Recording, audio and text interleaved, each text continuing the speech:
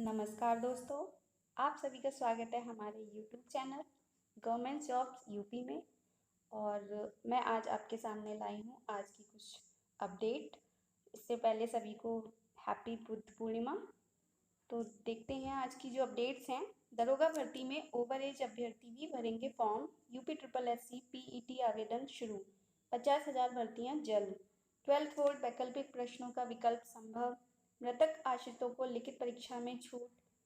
पोषण ट्रैकर लगाएगा पोषाहार वितरण गोलमाल पर लगाम। श्री सुबोध जायसवाल CBI निदेशक नियुक्त। आगे की जानकारी जानते हैं। दोस्तों, दरोगा भर्ती में कुछ इंटरिम ऑर्डर आया है जिसमें उन याचिकों को ही लाभ मिलेगा जिन्होंने कोर्ट में अपनी याचिका लगाई थी। ठीक है, 1/7/2018 को जितने लोगों की ओवर एज हो रही है वो अब इसमें उनके लिए ये आदेश पारित हो गया है कि उन्हीं को सिर्फ इसका लाभ मिलेगा। बाकी जो याची नहीं है वह संपर्क में बने रहें। बहुत जल्दी एक नई रिट फाइल होगी जिसमें यही आदेश कराया जाएगा। तो अपडेट रहने के लिए प्लीज़ हमारे चैनल से जुड़े रहें। जो भी जानकारी होगी आप तक बहुत जल्द ही लाई जाएगी। आगे की जानकारी की तरफ आते हैं।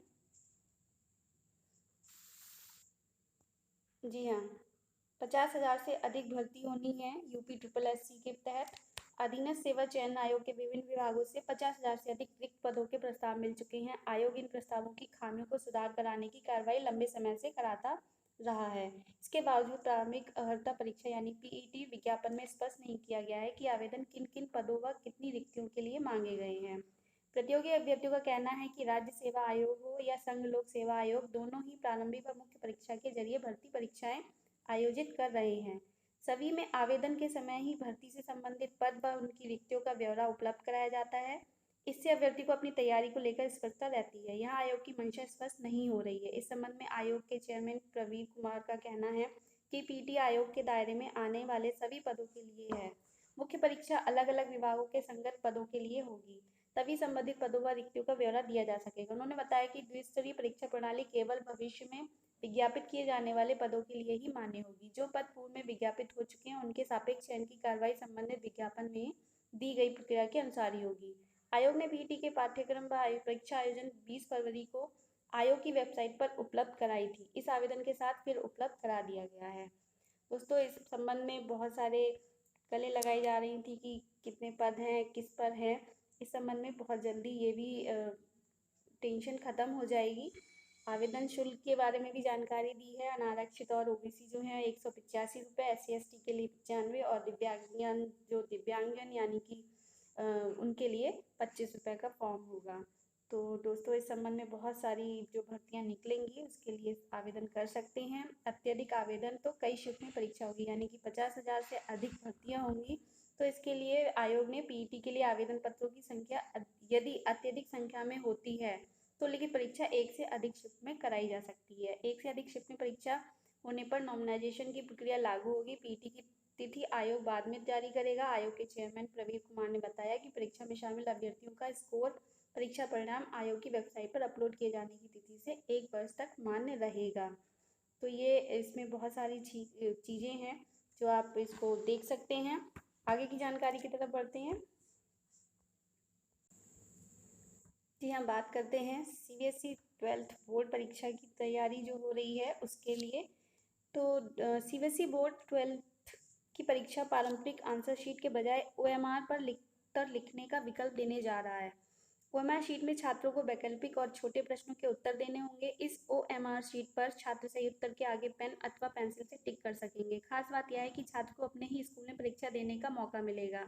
इसके अलावा उसी स्कूल में कॉपी जांची जाएगी। परीक्षा को फुल प्रूफ बनाने के लिए CBSE बोर्ड IIT द्वारा तैयार रोबोटिक ऐप का प्रयोग करेगा। हालांकि इस योजना के तहत परीक्षा आयोजन करने पर अभी अंतिम फैसला होना बाकी है। वर्तमान पाठ्यक्रम के तहत 60 से 70 वैकल्पिक व छोटे प्रश्न पूछे जाएंगे। इसके अलावा अन्य सामान्य प्रश्न होंगे।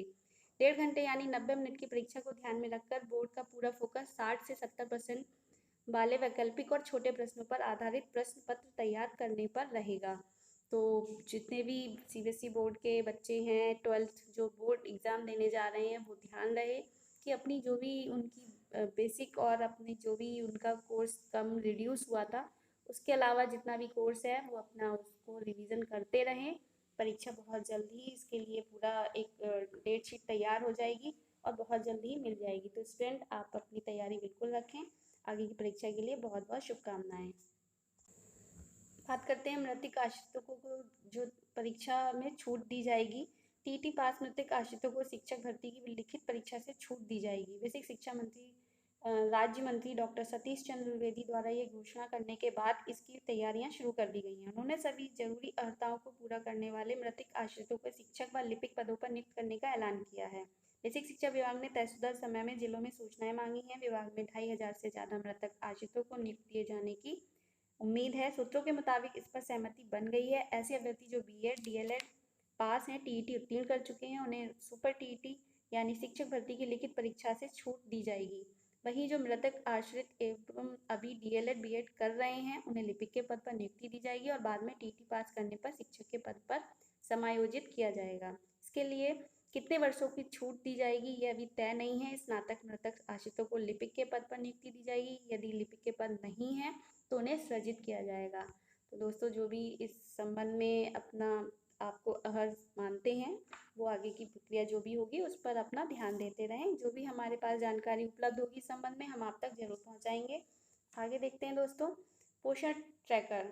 जी हाँ, ये पोषाहार वितरण के लिए एक ऐसा पोषण ट्रैकर बनाया गया है जिस पर जो गोलमाल चल रहा है यानी कि जो धांधली चल रही है उस पर अब रोक लगाएगा। लाभार्थियों की संख्या अधिक दिखाकर अनुपूरक पोषाहार वितरण में होने वाले गोलमाल पर लगाम लगाने की तैयारी है। इसके लिए केंद्र ने पोषण ट्रैकर ऐप तैयार कराया।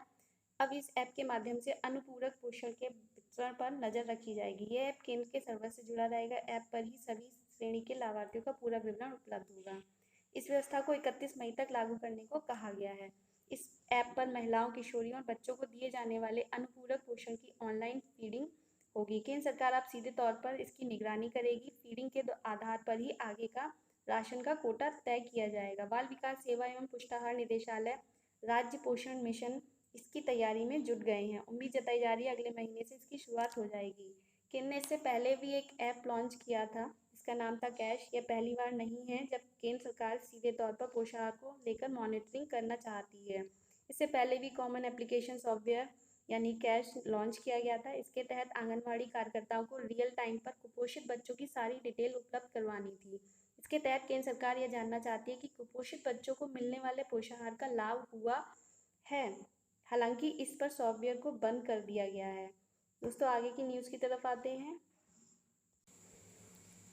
मिस्टर सुबोध जायसवाल अभी सीबीआई के निदेशक बने हैं।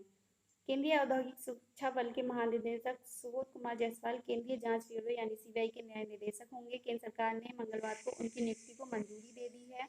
58 वर्षीय सुबोध 2 साल तक इस पद पर रहेंगे। 1985 बैच के भारतीय पुलिस सेवा के अधिकारी जायसवाल महाराष्ट्र के पुलिस महानिदेशक और मुंबई के पुलिस आयुक्त रह चुके हैं। वे रिसर्च एंड एनालिसिस विंग यानी रॉ और एसपीजी में भी सेवाएं दे चुके हैं। सुबोध महज 23 साल की उम्र में आईपीएस अधिकारी बन गए थे। प्रधानमंत्री नरेंद्र मोदी की अध्यक्षता वाली 3 सदस्यीय समिति ने सोमवार को सुबोध जायसवाल की नियुक्ति पर मुहर लगा दी थी। अभी तक 1988 बैच के आईपीएस अधिकारी प्रवीण सिन्हा कार्यवाहक निदेशक के तौर पर सीबीआई की जिम्मेदारी संभाल रहे थे। ऋषि कुमार शुक्ला के सेवानिवृत्त होने के बाद से प्रवीण सिन्हा को यह जिम्मेदारी दी गई थी। यहाँ इसी संबंध में हमारे पास एक लेटर भी है जिसमें उनकी नियुक्ति के लिए डिटेल्स दी गई हैं। द अपॉइंटमेंट लेटर है ये कमेटी की तरफ से। आगे की जानकारी देखते हैं दोस्तों बात करते हैं कोरोना से संबंधित। कोरोना अपडेट, टीकाकरण के लिए ग्रामीणों का होगा ज़्यादा पंजीकरण। जी हाँ, जो जितने भी हमारे यहाँ पर टीकाकरण की प्रक्रिया है वो चल तो रही है, लेकिन जो 18 से 44 वर्ष तक की आयु के लिए जो टीकाकरण की सुविधा उपलब्ध कराई थी अभी उस पर पूरी तरह से कार्रवाई नहीं हो पाई है। तो इसके लिए हमारे यहाँ पर वैसे यूपी में 18 से 44 आयु वर्ग के टीकाकरण में यूपी अव्वल बताया जा रहा है और इसमें बहुत जल्दी ग्रामीण क्षेत्र के जो हैं उसमें कुछ भ्रांतियाँ भी चल रही हैं। ग्रामीण क्षेत्र में टीका लगवाने से संबंधित कुछ लोग इसे सही नहीं समझ रहे हैं और ये जो एक बात फैल गई है तो लगभग सभी लोगों के मन में ये आ गया है, एक भ्रांति बन गई है कि टीका उनके स्वास्थ्य के लिए सही नहीं है। दोस्तों लखनऊ से एक बड़ी खबर है। लखनऊ के सीवर के पानी में मिला कोरोना वायरस। सैंपल में हुई पुष्टि, इससे संक्रमण फैलता है या नहीं, ये अध्ययन अभी किया जा रहा है। ये बहुत ही दुखदाई और बहुत ही डरने वाली बात है कि अगर पानी में कोरोना वायरस मिल रहा है जो कि घर घर में जाएगा, और इससे अगर कोरोना फैलता है तो ये बहुत ही घातक सिद्ध हो सकता है। इसके लिए जो भी अध्ययन के बाद जो भी सामने आएगा, इसका पता चलेगा, उस संबंध में फिर आगे की कार्रवाई भी की जाएगी। अगले साल से मिल सकता है एकल खुराक वाला टीका, यानी फाइजर ने कहा टीके से हानि होने पर मुआवजा नहीं देने जैसी नियामकीय छूट मिलने पर देंगे 5 करोड़ टीके। यानी कि कोरोना की दूसरी लहर से जूझ रहे भारतीयों को अमेरिका कंपनियों के कोरोना टीकों का लाभ फिलहाल नहीं मिलने जा रहा है। सूत्रों ने मंगलवार को कहा एक खुराक वाला कोरोना टीका बनाने वाली मॉडर्ना के भारतीय बाजार में अगले साल ही पहुंच पाने की संभावना है, जबकि एक अन्य अमेरिकी दिग्गज कंपनी फाइजर ने कुछ नियामकीय छूट मिलने पर इसी साल 5 करोड़ टीके देने की बात कही है। तो दोस्तों, अगर ये टीका जल्दी मिल जाता है तो ये सिर्फ एक ही टीका लगेगा। अभी हमारे 2 लग रहे हैं, 2 खुराक दी जा रही हैं, ये एक सिंगल खुराक होगी। और हमें जो एक ये कोरोना चल रहा है या फिर जो फैल रहा है, ये मल्टीपल है, जो एक से कई लोगों को मिलता है, इस पर रोक जल्दी से जल्दी लगाई जाएगी। क्योंकि कोरोना की जो कह रहे हैं कि नई वेव आएगी, थर्ड वेव आएगी, उसमें हमारे जो छोटे बच्चे हैं उनको भी नुकसान हो सकता है। तो इस पर जल्द से जल्द रोक लगाई जाए, और जहाँ तक हो प्लीज़ सब के सब अपना टीकाकरण ज़रूर कराएं। कोरोना की जो वैक्सीन है वो ज़रूर लें। जो भी भ्रांतियाँ हैं फैली हुई, उस पर ध्यान ना दें। दोस्तों, देखते हैं आज की जो अंतिम न्यूज़ है। यूपी ट्रिपल एससी आरएफओ के कई पदों पर चयनितों की नियुक्ति फंसी हुई है। फाइलें इसकी लंबित हैं और अपने साथियों से जूनियर हो जाएंगे तमाम अभ्यर्थी, ऐसा कहा जा रहा है, क्योंकि ये नियुक्ति काफ़ी टाइम से फंस गई है। तो इस पर जो भी आगे का फैसला आता है हम आपको अपडेट देते रहेंगे। आज के लिए इतना ही। जो भी जानकारी है आई होप आप लोगों को पसंद आई होगी, और मैं चाहूँगी कि हमारा जो यूट्यूब चैनल है आप लोग उसे ज़्यादा से ज़्यादा सब्सक्राइब करें, लाइक करें, शेयर ज़रूर करें। जितना शेयर करेंगे लोगों तक ये जानकारी पहुँचेगी जो हम अपडेट देते हैं आपको, और जो भी न्यूज़ हमें मिलेगी हम आप तक ज़रूर लाएंगे। दोस्तों, आज के लिए थैंक यू, आपने इतना समय दिया, धन्यवाद। इसका शुभकामनाएँ।